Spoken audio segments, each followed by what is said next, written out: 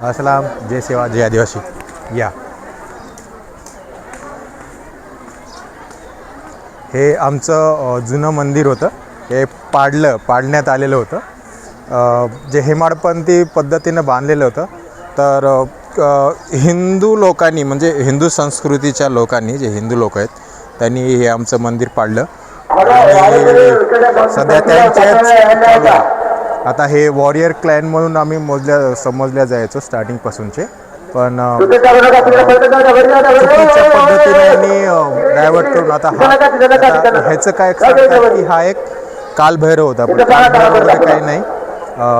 ही जुनी मूर्ती आहे आणि याच्यावर तेल टाकणं सुरू आहे यांचं.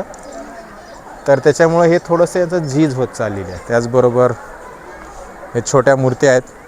हे एक स्त्री योद्धा, कारण मातृसंधाक पद्धतीचं एक प्रमाण आहे. आणि हे पण हे छोटे लहान मरुत, याला मरुत म्हणायचे, ज्याला कोणी पकडू शकत नाही असा मरुत म्हणायचे. त्याचं त्यांनी ते वेगळं अर्थात एक्सप्लेन केलेलं आहे. हे असे जे होते इकडं याच्यामध्ये टोटल 12 मूर्त्या होत्या टोटल. हे जे होत्या 12 मूर्त्या होत्या, पण त्यांनी आता वेगवेगळ्यांनी फक्त 1 2 3 4 5 6 7 8च दिसत आहेत. टोटल 12 होत्या.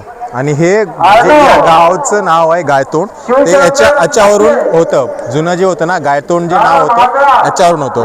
या ठिकाणून पाणी यायचं, वरून डोंगरातून पाणी यायचं आणि याच्यातून बाहेर पडायचं.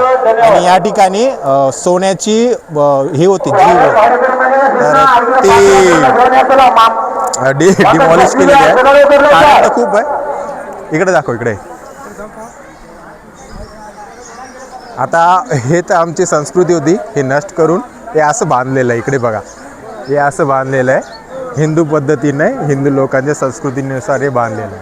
म्हणजे आपली संस्कृती यांनी मारून टाकलेली आहे. बघू पुढे कसं होते ते.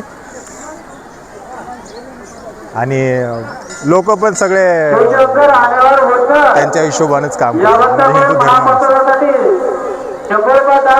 जय सेवा, जय आदिवासी. पाहू.